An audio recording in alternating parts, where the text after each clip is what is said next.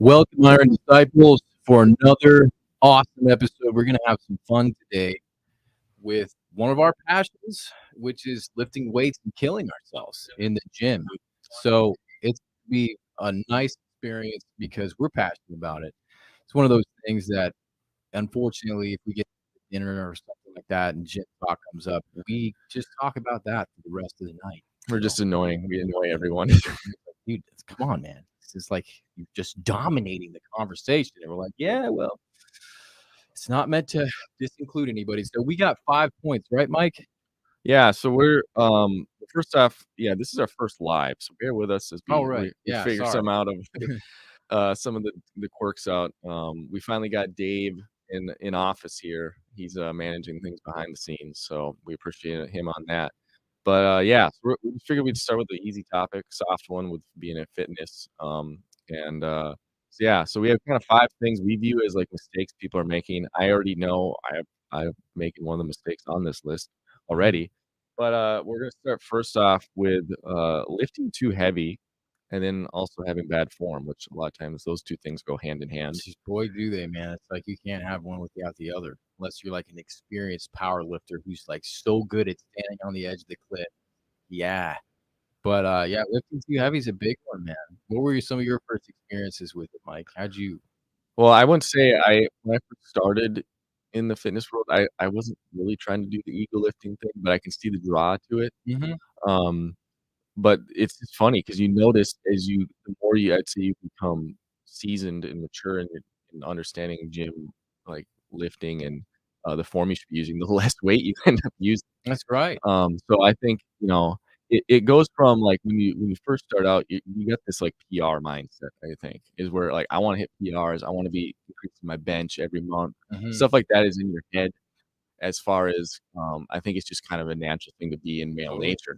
Totally. And so that I would say has evolved for me over time where I have completely changed focus, like Mhm. lifting max weight PR type stuff is not my intention, nor do I even really care. And then it's more of a focus on the lift itself, the form of it. And I feel like you'll learn if you slow down speed on your lift and make sure you're doing proper form, you don't need much weight God, to yeah. get yourself burning. Yeah, that's the big point, man. I think a lot of people they get confused. Like there's 2 kinds of training depending on what your goal is Yeah. in the gym, right? Like if you wanna be a strength trainer, like power lifter, something like that, your goal is gonna be totally different, and I think a lot of times if you don't have knowledge, you're gonna go into the gym and you're just gonna equate getting big to lifting big weights. It makes sense on the surface, and to a large degree, it kinda does. Obviously, you don't wanna be Mhm. lifting, like, 15-pound weights just sitting Doing there. 50 reps of it. Yeah, you wanna kill yourself. You wanna try and find that red zone. So, a lot of people don't understand this, and this is what relieved me in my beginning, is that, like, hypertrophy training, in order to build muscle, what you wanna do is exhaust the muscle, and there's certain rep ranges that you're gonna indicate if that weight is heavy or not for you. So, you're gonna be able to say, "Okay, how do I tell if this weight is too heavy? Is it too heavy because I can do 20 reps, or is that too light?" So what a lot of the pros say is like if you can nail on your working set. Now this is the important thing to realize, right? So like if you go start on your chest, right? Your first 2 sets, you say you're on the pec deck or you're on just doing some bench, incline, decline, whatever. What's your first exercise? Your first 2 exercises, your first 2 sets on that particular machine or whatever, you're gonna wanna just warm up, okay? So you're not looking for that rep range yet. You're gonna try and do some lighter weight, some sissy weight, make sure your point of motion is dialed in so that you're confident about how your muscles are working together. Once that's set, and you've got a nice relationship with, like, talk back with your muscles, you know where that weight's gonna end and where it's gonna begin, you know where your weak zone is, where your strong zone is, and you're dialed in, you're sort of programmed for the motion, you go into your working set. Usually that's your 3rd set. You can add a drop set onto it, or if you wanna be a crazy person and do 4 sets, fine. So that last set is where you're gonna be really thinking, "Is this weight too heavy? Am I working with a correct working set weight?" And that's where those rep ranges are gonna inform you. So if you put on too much and you can only do, say, 6 reps, that's in powerlifting mode. That's not gonna put size on your body. I mean, it's gonna make you stronger, but you're not going to enter into hypertrophy. Okay. So those first 2 rep ranges, you're not going to go to failure, or those first 2 sets on the pec deck or whatever, you're not going to go to failure. You're just going to get blood into the muscle, warm up, feel good. And that last working set, you're going to say, okay, I did 20. It's like, okay, it's time for more weight, man. You want to be dying on like 15. If you're broaching 15, you might even be getting close to that, like, got to add in more weight. But it's like 8 to 15. That's what I've heard. How about you? Yeah, I'd say right. It depends on the muscle group, I think, I find if I kinda shoot for, like, 10, I'd say as an average, Mhm. is where I'm burning out at. Sometimes I And will keep in push. mind, guys, Mike's if he's not burnt out in 10, he's going further. Yeah, yeah, exactly. I usually in my head, I know where my limit likely is, and then I'll pick 2 or 4 more reps after that, Mhm. and then I'll make sure to get those 2 or more reps. Squeeze them in there, yeah. Yeah, It's like um, that's a good feeling too when you're like, "Oh, yeah," you know? uh-huh. But yeah, I think you'll notice, I'm pretty sure the studies have really shown that, uh, volume essentially is what matters as far as hypertrophy. Mhm. So, doing, 2, 3 reps of a high weight isn't actually getting the hypertrophy optimally that you would want.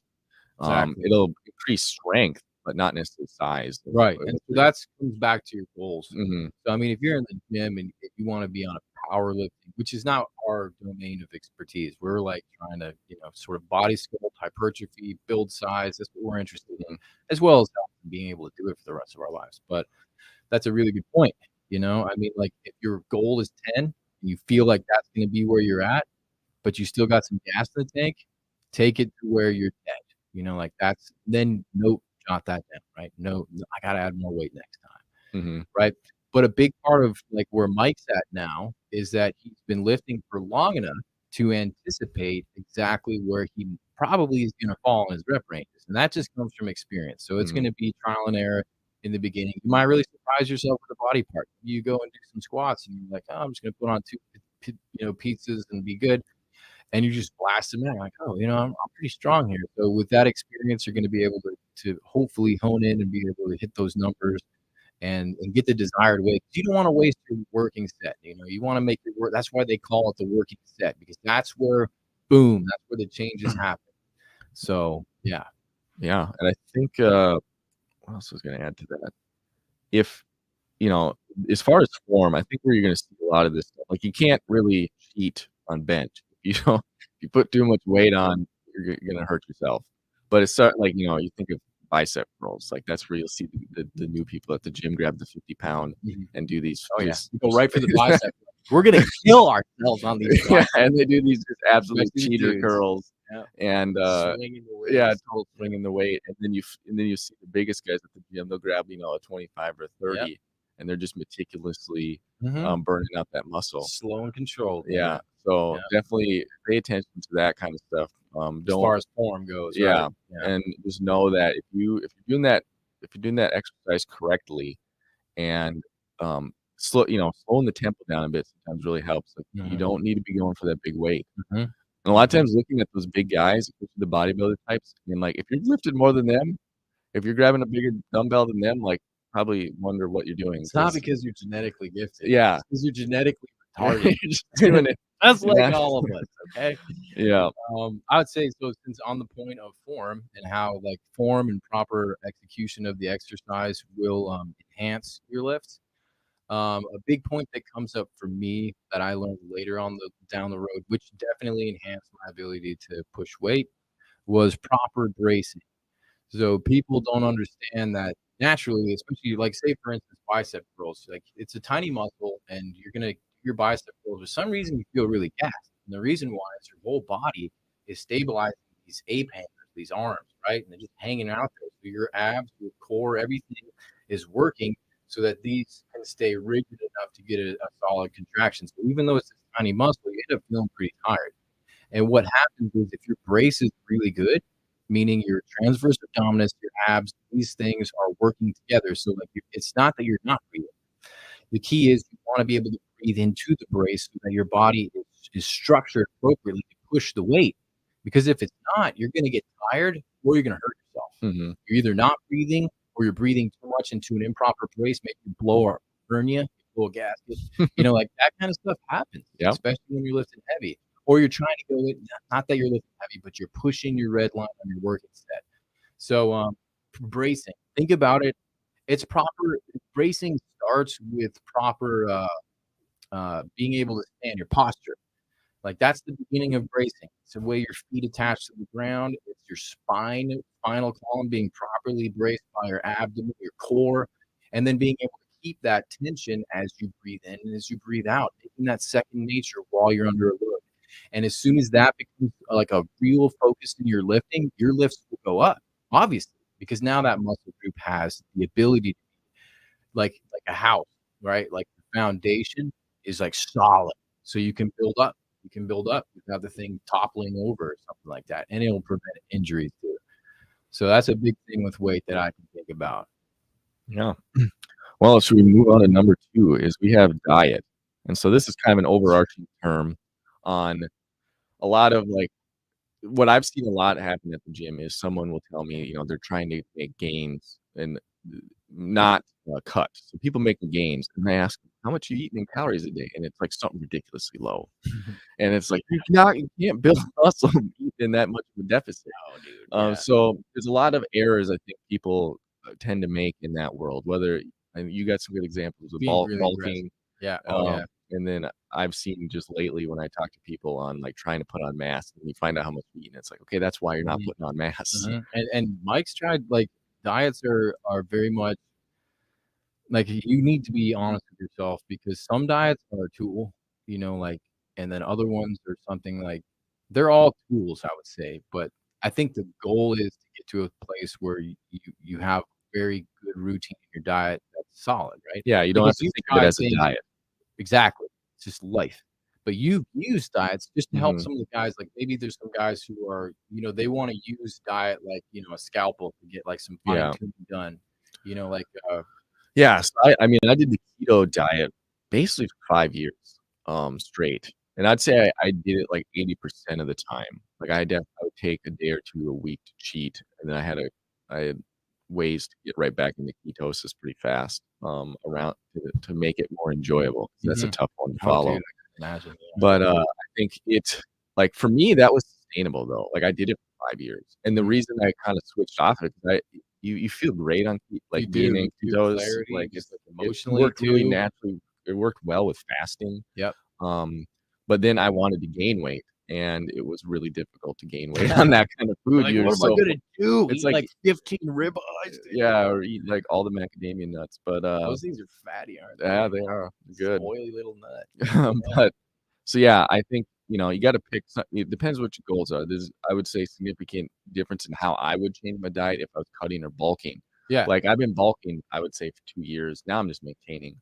But then I love that because then my diet opens up a lot more. Totally. I mean, And it can bulking be is that's why there's so many the margin of people is drastically in bulking. Like, I mean, it dominates. Is it though? Oh, I feel like yes. most Look people at the gym. How many people are shredded in the gym, well, dude? that's true. But I mean, I would say, what's the intention? I think most people are actually at the gym to lose weight, and they're just not. Okay. So again, different brackets, right? Like, so Yeah. like if you're looking at the guys, most of the time, unless they know what prep is and all that, like getting deep, Yeah. they're gonna be bulk. Usually it's gonna be bulky. Because what happens is you have to shred up, be able to get to that low body fat, or you never will. You Mhm. just never will. You can have a decent diet, be healthy, do all those things. You'll never have a six pack. Yeah. Fine. I mean, you'll have one. You'll be under fat Yeah. because you never got rid of that fat. But I think, for the listeners, like for you younger guys, depending on where you're at, so say for instance, you got a lot of junk in the trunk. You're a fat potato. All right. What are you gonna do? You're gonna try and do a deficit diet, and do all that. Yeah, you'll get to where you're going, but you could try something drastic like what the keto diet has to offer, and you can have a heck of a lot more comfort during your day with your emotions and everything else, not just feel like you wanna kill everybody because you're in a massive deficit and lose weight, Yeah, right? well, the advantage is it's not like the diet's natural. For me, it was easy to eat less calories when you're eating high-fat Exactly. food. Yep. It's really hard to Satiated, you feel better, yeah, right? and that's different to everyone else. Like, I saw a good meme of, like, all these diets listed and why they cause people to lose weight, and people think they're magic. It's like, no, it just causes you to eat less calories for this reason. This one causes you to eat Such a good point, yeah, Mike, it's right? calories in the end on that. So, if that works for you, great. If not, it's ultimately it comes down to calories. Right. So there's diets that are very aggressive and rigorous, and like you don't want to be keto the rest of your life unless you have like some kind of health defect where the doctor's like, okay, you got to do this. Ideally, you're not going to do that, but it's Mhm. a tool to use to get Yeah. the body fat low. Now, when I see going to bulking, now this is going to be for some of the younger guys that don't have fatness issues and they want to get big, right? So they're like a little guy and they've never been in the gym, or maybe they're just a normal guy, whatever. You just haven't been in the gym and you're not seriously fat for any other reason, or you don't have mega health issues. You just want to go hard with it. And so everybody's telling you it's time to bulk. So when you bulk, this is my kind of opinion. This is totally empirical, could be complete garbage, but this is my opinion on bulking. So take it or leave it. When you first begin to work out, if you're not fat or you don't have any insulin response or whatever, you should bulk hard. You should go and lift as hard as you can and eat as much as you can and kind of shock your body into that growth, because you'll never have a growth period like the newbie gains for your whole life. If you're natural, you will never have that. It's never going to come back. You're never going to have like 1 year down, 8 years where it's like, oh, I got my newbie gains phase. It's gone. All right. It's like your wedding day. Gone. Kiss it goodbye. So you need to use it to the best of your advantage. So that's what I tell the guys. Like, you're gonna get in the gym, get serious about your meal prep, freaking maximize that little period of newbie gains and bulk your butt off, you know, and do that for like a year and a half, and then you can go into like a cut, and you're gonna have some pretty nice gains. Where bulking doesn't work, in my opinion, because I've tried it, is after you're an experienced lifter. Like you're not going to be able to get into that bulk. Because that's the dream, right? It's like Mhm. maybe if I bulk like I did before, I'm gonna be able to put on some weight. And you do put on weight, it's just not muscle. Okay, so what I did was I bulked and I'd shred down, and I'd be at the same weight or maybe marginally larger. So I was, I've been working out for 8.5 years, so I've tried some different stuff, and that's where I tell the younger guys, so they don't waste their time. So it's like, wouldn't you rather just look good, and lift and then just put on that small amount of muscle every year with a little bit of a surplus rather than trying to, bulk and kind of look like crap and then just, expect to shred down. And then when you do, you're just like, oh, I only put on Right like, back where it was. yeah. So that's where I think bulking, because bulking is not eating in a caloric surplus. Bulking is eating in a very excessive sort of caloric surplus. So the body's like, oh, look, I have all these calories, put on some muscle, so it's different.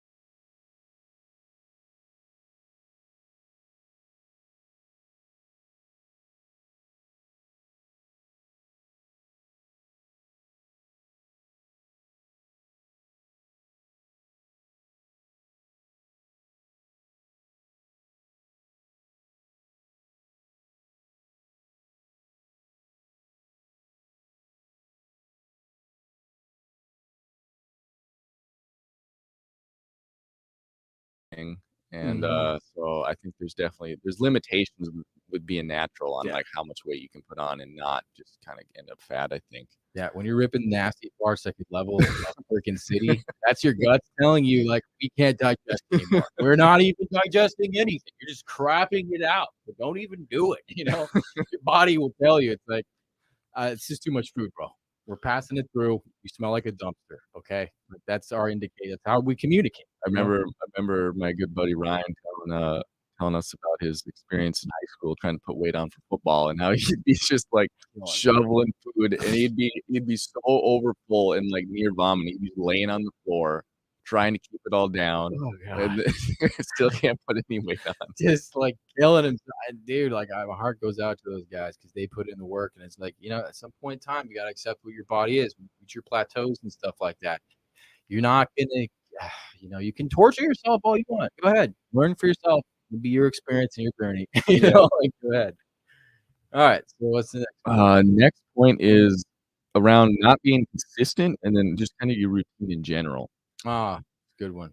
Yeah, and I think this is what, like it's like if you're gonna start this journey, I think you gotta start with the mindset of, like, my lifestyle's changing. Mhm. So if you think, like, I'm gonna go to the gym, like, 3 days this week, and then 4 days the next week, and then maybe take a week off, Mm. like, this is not gonna sustain, your journey, your path forward on that. So I think that's one like thing or mistake we see often is people like they show up Touch and go. for like a month maybe as they should, and then it Usually starts to January through February, yeah, and it they're like, starts to "Hey, wane guys." off, Yep, and then, that goes alongside with the like, just developing a solid weekly routine yeah. on the gym, Mhm. but then also with the diet, 'cause the other side that happens is that some people will go to the gym and now they think they earned the ice cream that Totally. they're eating I after still the do gym. that sometimes. Yeah, Sometimes. and, so I think those 2 things will combat it or be a problem for the new person hitting the gym or any even the seasoned person is, those 2 things, coming They at you. yeah, and one can cancel the other one out, Mhm. really Exactly. easily. Like, if you're hitting the gym and you're still eating like a like a ogre, you're Mhm. not gonna you're still gonna look like crap from Yeah. an ogre. I think a big point to understand, depending on, again, where you are, where you stand in your shoes, is what can you handle, okay? So, like, the point that Mike is making is important. Stick to something, but finding out what that something first is important. So, like, if you're, never been in the gym, start off with 3 days a week, you Right. know? Be able to scale in appropriately so that you can don't be the guy who's like, "I'm gonna own this." It's not like, gym is serious stuff. This is scientific. You're it's a lifestyle change, just like you said. And you should, if you're gonna be expecting results, you need to be taking it seriously. So don't go like 5 days a week, kill yourself, have no diet, and just lose steam because you've done everything exactly wrong. Yeah. So do it for the first 3, if you've never been in the gym, scale in, but just don't what you don't wanna do is lose faith in yourself, okay? So if you say you're gonna do something and then you don't do it, you just lost faith in yourself. Your little word to yourself means nothing, and all of a sudden, your excuses are bigger than your word, and that's not man.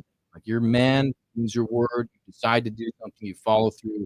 Your excuses are not your circumstances. You need to get over that mind frame and say, "Yeah, excuses exist, it sucks today, but I said I would do it, so I'm going."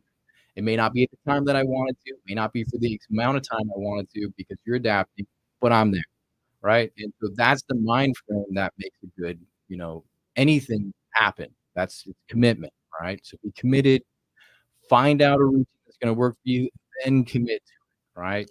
Yeah, and it will also I found about if you can stick to it for like a month, maybe 2, your brain's gonna pick that habit up, and all of a sudden you're gonna start feeling weird when you miss your routine in some sort of way. So Exactly. just, like, if you can gut it out for, like, 2 months, I would say, is when that habit will pick up in your brain. Mhm. And the other thing is if you're going from, like, 0 fitness, 0 working out to, like, 5 days a week, at the gym, make sure you're getting your sleep in. Like, Totally. if you're used to living, like, on 5 hours of sleep, Mhm. and then you add hitting the gym every day to that, your recovery's gonna be all screwed up. You're gonna be dead. Yeah.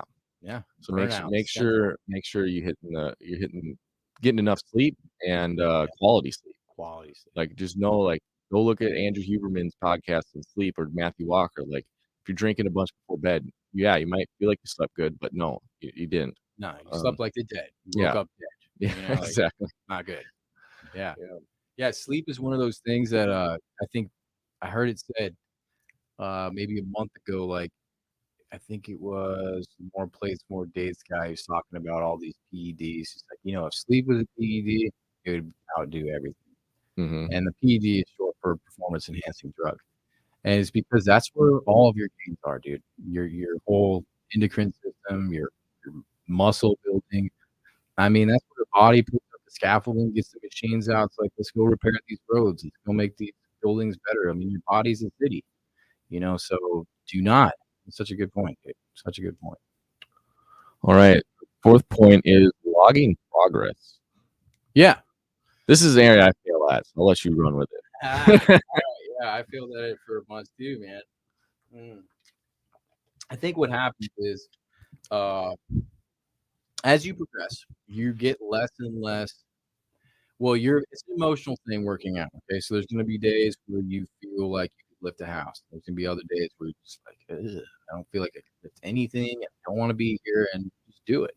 So, how do you outwit and outmaneuver your own mind, right? How do you do that? Well, you gotta track progress. So, typically what happens is after guys worked out for, like, 5, 6 years, what he'll notice is that whole scenario playing out. And he's like, I'm not going to waste a day in the gym just because I don't feel like it, or I don't like I need to be present. And the only way to hold myself accountable is knowing the weight that I can lift, what I lifted last week, where I'm at, so that I can be informed as to what I can do, what I can't. So if you don't write your stuff down, you're gonna be at the whim of your own emotions or how you feel. It's not serious. Like if your airplane pilot was that way with the strategic, like knowing where he was gonna land, you land in the jungle. Like you need to be able to know where you're landing. These are your coordinates for being able to have success. Okay, so typically what I would say is as soon as you get in the gym, make it a a habit because it's not a fun habit, all right?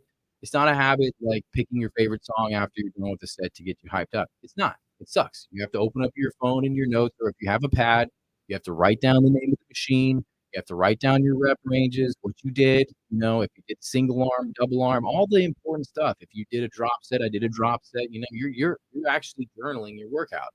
And so that's going to happen every time you're done, right? So people are going to want to talk to you. Like, I got to put this in.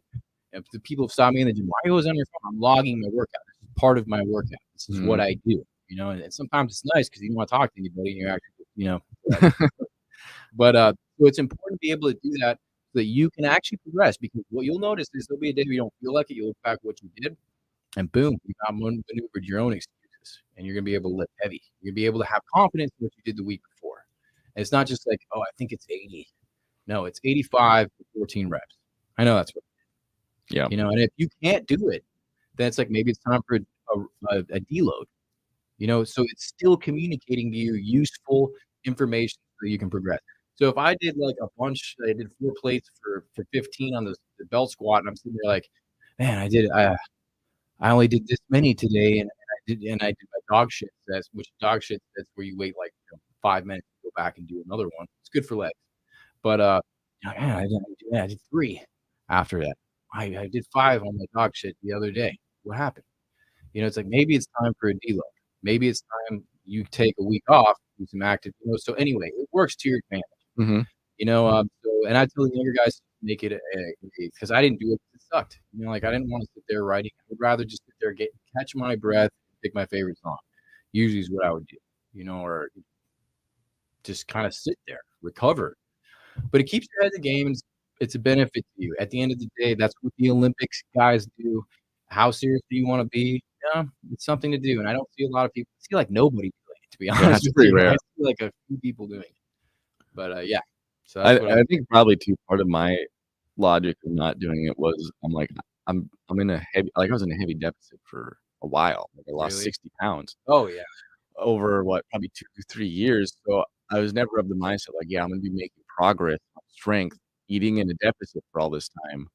It wasn't really part of necessarily the goal. Sense. Yeah. So then I was like, what am I tracking? I'm tracking my potentially losses. But I could see it making total sense when you're like in a bulking phase because you want to see that progress. Or maintaining. Like, maintaining. Maintaining. Yeah. But I can see how that would be because like, your goal at that point is to it's really a calorie burn. Yeah, because like that's what we do. I was gonna say like to sort of juxtapose the whole logging your workout is you're logging your food too. Yeah. You're logging like if you're in a deficit, how many calories you're in a deficit. And I used to use the Whoop band and that would heavily track the activity level. So that's kind of more so what I logged because I was more so looking at an overall calorie burn for the day and comparing that to past days combined with eating habits. And just seeing how that would affect me. See that's routine. That's logging. It's all that stuff. And the root band's cool. It sounds like it does some of that work for you. Yeah. Especially with your output, like how much, because that's the hardest question if you're working. Like, how many calories did I burn? And there's really no tracker's super accurate on that anyway. So you're always going to be shooting from the hip, like on the calories. Yeah. Depending on what you're eating, there's a thermodynamic output to break down that food. That's going to be eating into what the calories are. Like I ate 2,200, calories. But what was it? You have to do all this math. Like you can get insanely it can go crazy for you. Ultimately, you want to feel yourself. Like when you're in a deficit, you're going to feel a little tired. You're going to feel a little bit crappy. Like there's no getting away from it. I don't care if you drink 4 cups of coffee. You're going to feel like crap. Okay, that's what a deficit is. And I guess we didn't talk about that in the diet part, but logging your calories is definitely necessary, or just 100%. overall macros and calories on either bulking or cutting. Mhm. 'Cause it will like, a lot of times I think people that are bulking, they don't realize how little they're eating, they're overestimating, and people are cutting, they're forgetting like, "Oh, that barbecue sauce I ate with chicken was another, like, Oh 150 my calories, gosh, yeah. and I chewed 6 pieces of gum, that was another 100 calories," like, Yeah. so there's a lot of things that you gotta and I think you don't have to do it, like, every day forever. I think if you do it for, like, a month straight, I found that you kinda start to be able to look at, like, a meal and estimate in your head, like, Mhm, "Oh, that's about that," and mhm. you can really get good at estimating it, and you don't really necessarily have to If you're track eating, yourself. like, 2 things maybe a month, but, like, as you if you get you like, as time goes on, as you're a man, you're actually thinking this way, and you Mhm. incorporate that into your hat, like, that's the way you look at me, after 5 years, you're gonna know exactly what your body wants to eat, what's gonna be best for it, like, I know what my diet works for me. I didn't hire some guy to do it. I've eaten a bunch of crap that made me feel like garbage. I know the brands that I like because you're being thoughtful about this Mhm. stuff as you go along. You're like, "This works for me. This does not." Like, I can eat dairy. I'm lucky. I can do all this stuff, cheese, dairy products, they're good with some guys no, so, like, stay away from the dairy, find out what works for you, but log it, so Yep. you know you're staying away from the stuff that's not gonna make like, everybody eats sardines, 100%. Yep. Eat that stuff Except I'm not all going to. I know you're not. I might, down the road, you might One day, one some day. of them, they I taste pretty good, I bro. Some of those smoked ones, yeah. it's good. You and Joe have another level of diet discipline that Well, but I you guys walk around at, like, a probably 8% body fat. don't even know. I I wish I it definitely don't. was.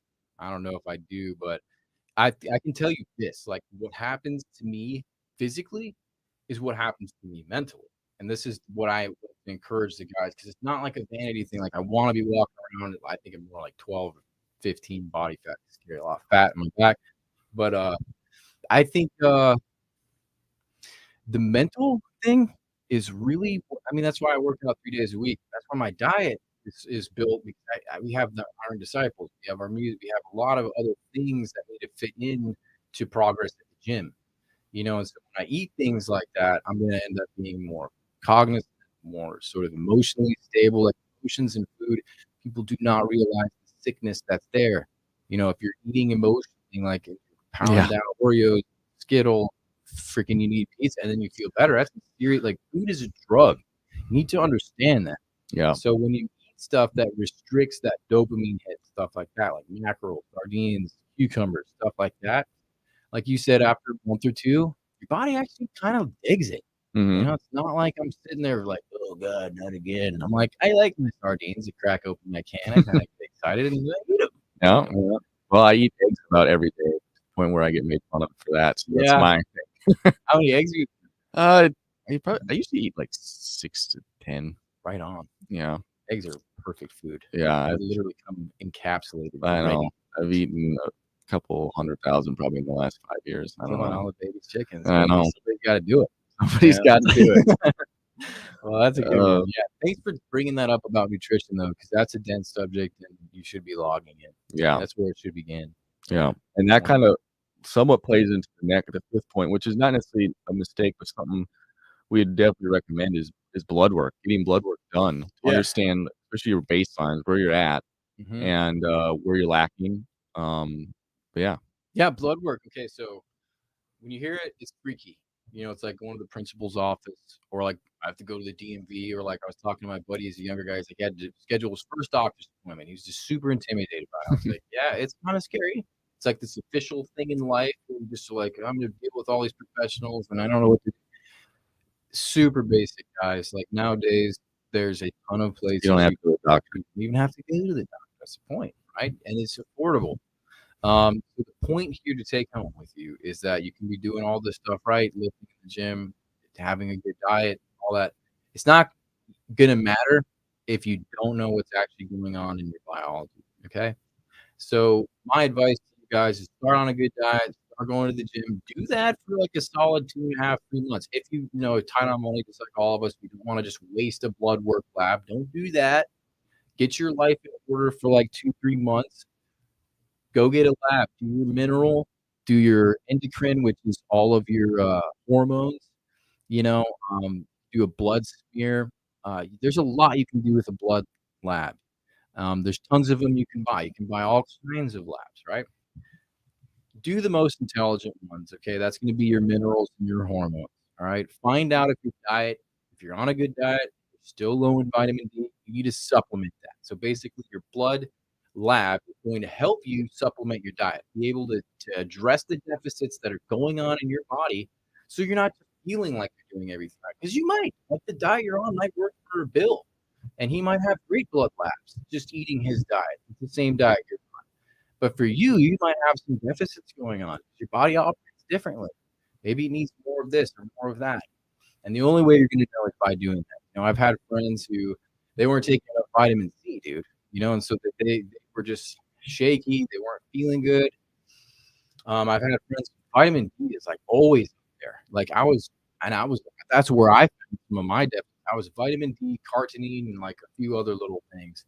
I was like kind of shocked. I was already taking a few of these, supplements, but they weren't the ones I needed. So I was like, all right, this is a good lesson for me so that I can keep on this. And then obviously every year your body's going to change. Okay. So it worked last year, it might not work this year. If you have an adaptation in your job, you go from working inside to working outside. Things like that will impact your biology, and you're going to have down the stream effects that you're going to Stuff want like stress too, especially Mm. like take a look at your hormone levels too. That's Like it. I recently tested that, and it's useful information to know. I think if you're doing things right as well as far as routine, like am I getting good sleep? I think if you got poor sleep, a lot of stress, Mm-hmm. crappy diet, your test levels are probably not going to be that great. You're not going to be. Why test them? Yeah, Why test your test if your habits suck? yeah. And Yeah. so I think understanding where those things are at are very helpful because if you're running around at the gym with 200 test levels, like you probably need to get that resolved before you Mhm. really hit it hard at the gym. Yeah. Like your recovery is just not going to be there. And so So yeah, you waste money on a lab. You waste money trying to figure out a problem that you already haven't addressed to the point you have to. It's like I was talking to my buddy. He's like, he's in fitness and he's trying to help some of these churches. The churches in the West are fat, obese, dying disease churches. This is what we have. Go walk in any church, unless it's a Seventh-day Adventist church, you're gonna see some fat stinkers wailing around, right? Now, it's okay because once we address the problem, we have to address it. It's like if you have a friend who's sick, you don't just like hush say he's sick. It's like he's sick, so we want to help him. So we'll talk about it because we have to help him. So the church is sick, we're gonna talk about it. People get offended. Well, you got to learn what's going on so we can help you. Otherwise, you're just going to be sick, and then it's on me. It's on me for not telling you. Okay.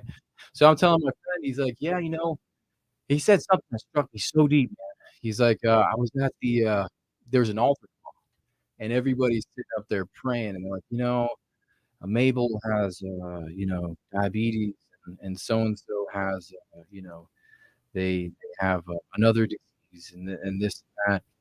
And he's like, it struck me that these diseases were all something that could have been circumnavigated had people already taken, responsibility for themselves. So we're expecting a supernatural, healing session for something that we could in our natural state prevent it if we were just being responsible. And it hit me super deep. And it's something that we all have to recognize too with our own fitness training. The same thing kind of applies. Like if you get blood work, you get some crappy, lab stuff back, it's because your habits probably weren't that good, so, like, fix your habits first, then go for the blood labs. Get your right sleep, eat right, cut out the crap in your life, if you got, like, something serious that you're addicted to, usually it's sugar, drinking a bunch of Cokes or candy bars, whatever, you cut that out, get it out, and hmm then do your blood labs. And it's awesome. The process to getting healthy is like a reflection of how God wants us to be. It starts with your heart and your mind, and your desires being correct, and you have to be humble walking into this. There's a lot more to it than just getting a sweat at the gym and leaving. And that's why we're doing this podcast. We're trying to help guys understand that. This is not just a meathead thing that's dumb. Guys have been with it for years and they're always learning things. They're always learning something new. And that humble attitude is going to keep you sharp because someday you're going to be old and your workouts, your strategy has to change too. So it's always going to challenge you. yeah. Well, that was I guess the main point we're going to cover today. Cool. Anything else in closing? Just get in the gym, dude. Yeah. Start today. start tomorrow. I'll get it done. Yep. Yep. Form those habits. Don't let them just stick it out for a month or 2, and Mhm. you'll find that I think it's easier to maintain. Yep. And when we're talking about, like, these diets and, like, it is you don't have to be perfect at it. Like, even during my cutting, I still loved Domino's pizza, but what I did was I would legitimately go earn it. I would spend Saturdays, I would be like, "I'm just gonna eat whatever I want. I'm still cutting. This is gonna work this worked out," and I would go on the Stairmaster for 90 minutes. Heck And yeah, then I'd dude. go home, eat some Domino's, maybe get some donuts, and I'd just break even on that day, and it worked out. I mean, like, I'm not gonna look down my nose at somebody, like, every once in a while using the gym as, like, a resource to get into a deficit so they can go eat like a savage. Yeah. Like, do it. Well, I that's the way you should do it. yeah, If you know you're gonna, like, eat some garbage, go burn it off. yeah, yeah, yeah. Yeah. And my only thing to people is, like, if you eat like that, you're gonna feel like crap. Yeah. Be It's prepared to never pay worth the it. piper, bro, It's like absolutely never worth it. Just yeah. immediate lethargic just ruins your day. Yeah, there's gonna be some like, for me, like, my kryptonite's, like, breakfast, and, like, some fried chicken. I love, like, some garbage stuff like that, and I will go hard on it and just feel like lay on my bed halfway paying attention to a Netflix movie, just mourning my life because I'm just dead. But, yeah, anyway, so just get in, really feel if you and one other thing too, like, if you have a friend who's inspiring you or, somebody in your friend group, people like that, like, go link up with them. And if he's already doing it, get his information. Everybody's cool at the gym. They won't usually 9 times out of 10 wanna help you. So if there's a guy in the gym who's doing something cool, go talk to him. That's how we met. We were in Yep. the gym, we talked to each other. And before we knew it, we're talking about Rocky Zacharias, apologetics, and hanging out. Get out of yourself while you're there. It's a good environment, Yep. healthy. Awesome. Well, Dave, you can, close us out. Producer Dave. Producer Dave. So lucky to have him, dude. I feel like we're a professional podcast now. We somewhat know what we're doing. You can close us out. So Joshua Aluyama, it's a cool last name. Said he